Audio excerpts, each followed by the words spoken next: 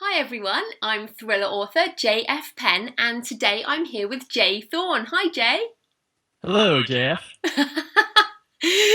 Just a little introduction. Jay is a top 100 most popular author in horror, science fiction, and fantasy, with his best selling books selling over 100,000 copies. And he has lots and lots of books, which we're going to talk about today. So, Jay, you do have a lot of different series and lots of different books. Give us a bit of an overview of your work to date. Sure. I write mostly what would be considered horror and dark fantasy, although I don't typically stick to convention, so there's a lot of crossover into what people might recognize as thriller or suspense or even mystery to a certain degree. I have two trilogies that are out, The Hidden Evil and the Portal Arcane trilogy. I have a few standalones, and I have a handful of short story anthologies and some other short stories that I've published along the way. And that Portal series, because I've started on that, that's definitely got an edge of science fiction. Have it? Tell us a bit more about that. Sure. I'm really interested in sort of the aspects of life that are just beneath the surface, things that maybe we sense or we feel, but we can't necessarily explain. And they could be scientific, or they could be philosophical, or they could be religious. But I'm really fascinated with those components of our existence. And so the Portal Arcane series kind of has that sort of feel to it. It's definitely a fantastic world, and that it's not set in a contemporary place, but there are elements of it. There are flashbacks to it, and it's character driven. And so the main character Samuel has a quest, and he doesn't exactly know why he's on the quest, or what this is, and that's what he's trying to figure out as he goes along. Mm. Yeah, it's so interesting. Now, your about page says, quote, "I believe reading dark fiction can be healing." And you talk about some of your hard times, and I wonder if you can talk about that, that quote and what role that's had in your writing. Sure. I think for as long as I can remember, I've always felt like an outsider in my own family, in my community, in that I didn't necessarily relate to a lot of things that other people thought were important or interesting. And because of that, I found myself alone a lot. And I'm also an introvert, and so I actively sought that out as well. And I grew up in a suburban area of Pittsburgh, Pennsylvania, and there were a lot of woods, and I could walk over through the backyard and down over the hill, and it was like being in another world. And I spent days and days and hours down there by myself, just wandering around and sitting, and it was almost like a cocoon in a way. It was almost sort of protecting me from judgments of other people and from other things. And I think that's sort of where that idea of dark fiction being sort of healing. Something I'll share with you. I haven't really told this story publicly yet. I'm a Oh. little embarrassed to tell it, but I'm gonna share it with you. Before I was old enough to drive as a teenager, probably in those very awkward, like 13, 14, 15-year-old years, I used to sneak out of my parents' house between 2 and 3 in the morning, and I used to walk through the neighborhood and into the woods around, just because it was so comforting. It was just quiet, and it was peaceful. And so I think that's sort of where the genesis of the dark fiction as being very healing came from. I would actively seek that out, and I felt so much better when I came back in. And yeah, if I told my parents that, they'd think I was insane. Oh, look, well, I find walking around graveyards at night very Yeah. peaceful. So again, people think we're weird. It's fine. Hmm. But those people Exactly. who get it, I get that. Like you telling that story, I was expecting something more dramatic than walking around the Oh, woods at night. sorry. I personally don't think that's particularly weird. So, I think it's about finding your people, isn't it? But what interests me about you is that I feel you have been more brave than I have, because I'm nearly 40 and it's taken me this long to step out of a box. And from what I read about you, you stepped out the box a lot younger. I wouldn't say a lot younger. I'm 43, and I put my first book on Amazon in 2010 or 2011, and prior to that, I started a hard rock sort of heavy metal band with a good friend of mine. The band was called Threefold Law, and they're still existing, but I've since left. But we formed that in 2006, and that was so. I guess at that time, I was in my mid 30s, and that was the first time I was really starting to step outside of myself, as you say, and sort of force myself beyond the comfort zone. And I don't know why it took me so long either. I think it would have been a lot easier if that happened when I was 22. Yeah, we'd both be like Stephen King. Right, yeah. That's what I'm like. I'm like, why didn't I start 20 years ago? And then I could be so much further ahead. But hey, we're still young. We've got years.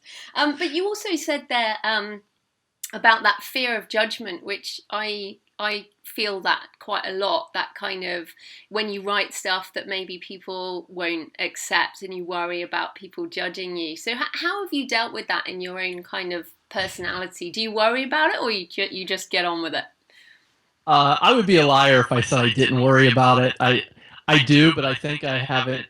I think I have it compartmentalized a little better than I did early on. When I first started publishing on Amazon, and I was putting up drafts that should never have been up there, I fully admit, like, they were premature, and the reviews came in, and I was reading them, and they were scathing and brutal and deserved, like I deserved them. But at that time, it was like earth shattering, and I hit a moment early on where I thought, I don't know if I can do this, because you're right, you become so vulnerable. You create this piece of art and you put it out into the world, and then you have no control over how it's received. And I talk to a lot of authors who are concerned about reviews. We're all concerned about reviews, but the bottom line is you can't do anything about it.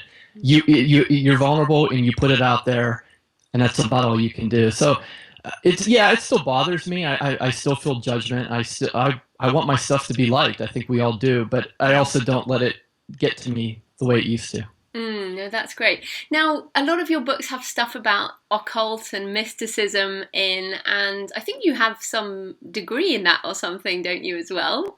You've done some study in that area.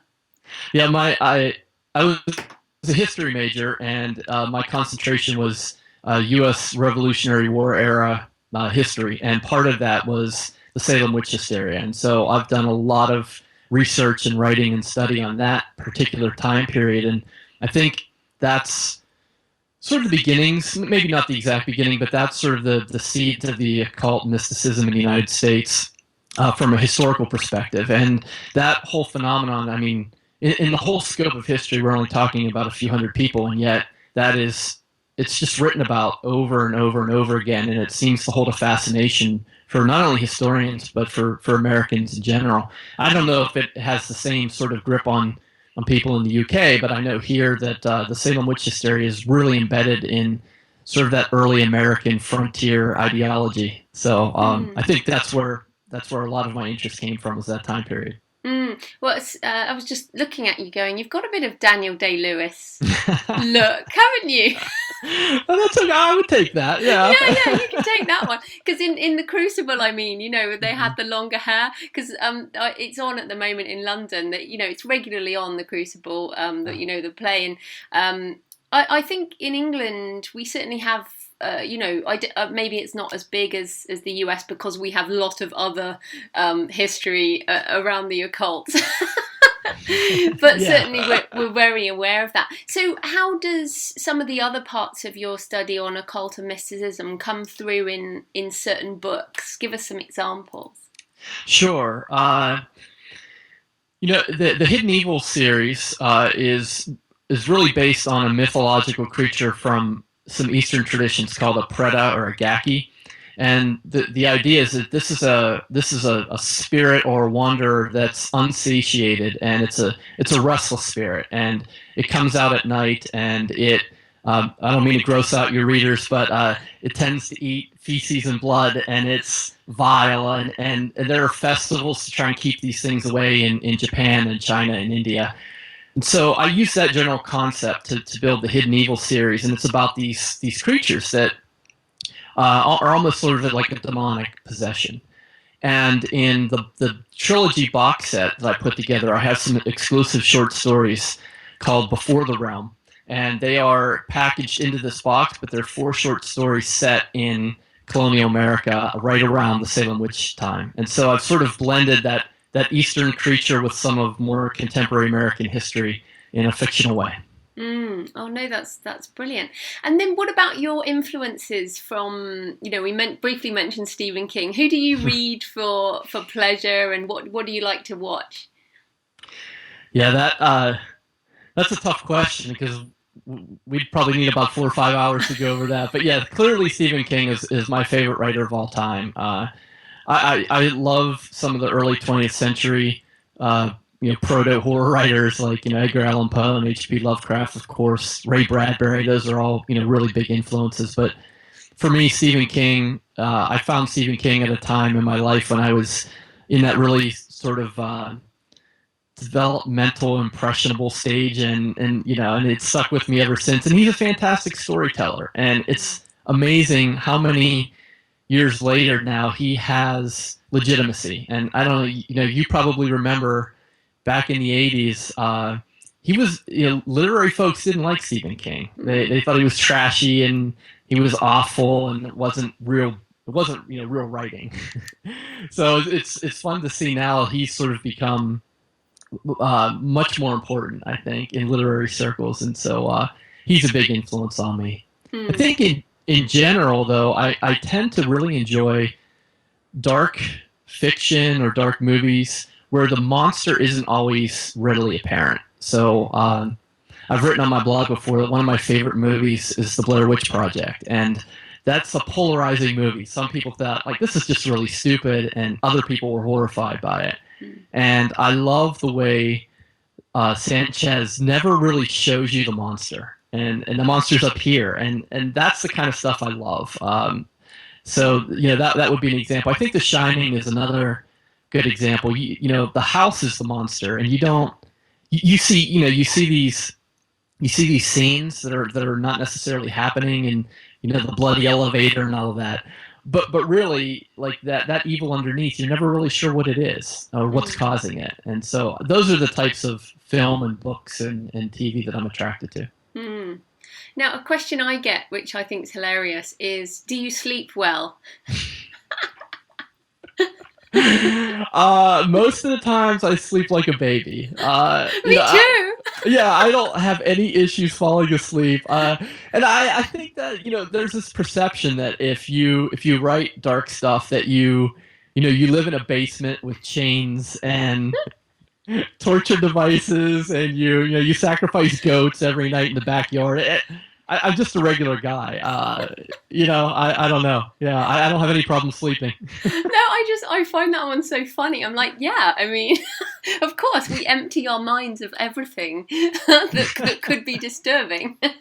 Right. But no, it is funny. And then, apart from that kind of supernatural side, what are the themes that come up in your writing over and over again? I would say the predominant theme that I didn't set out to create this. It's just sort of evolved. Is this idea of redemption? We all have these things in our life that we do. I wouldn't call them regrets. I don't necessarily live with regret, but I think there are things that we do that maybe we're not proud of, or that we were immature or inexperienced, and we made decisions that would have been different. And I like to think that there are times in everyone's life where you get a second chance at something, and so I found myself over and over again as I push these characters through these awful, awful things, as we like to do, that there's some point to it.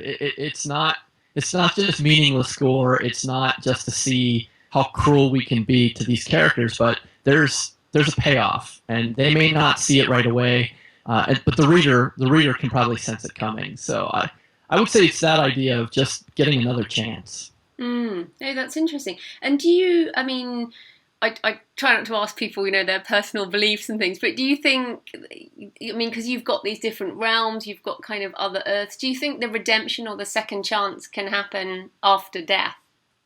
Oh yeah. It's part of my bio. I was raised in a pretty strict Catholic house, and I don't practice anymore, and I'm open about that, but I'm not hostile.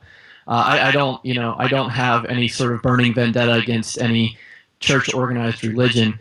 However, I find that it's a bit limiting, because when I was growing up, I was sort of, you were taught that your faith was the right one, right? Everyone else had it wrong, but the one that you were practicing, that one's got it right. And I think as I grew up and as I started to get out into the world, what I realized is there's so much that we just don't know anything about. And some people will call that science. Like gravity is a perfect example.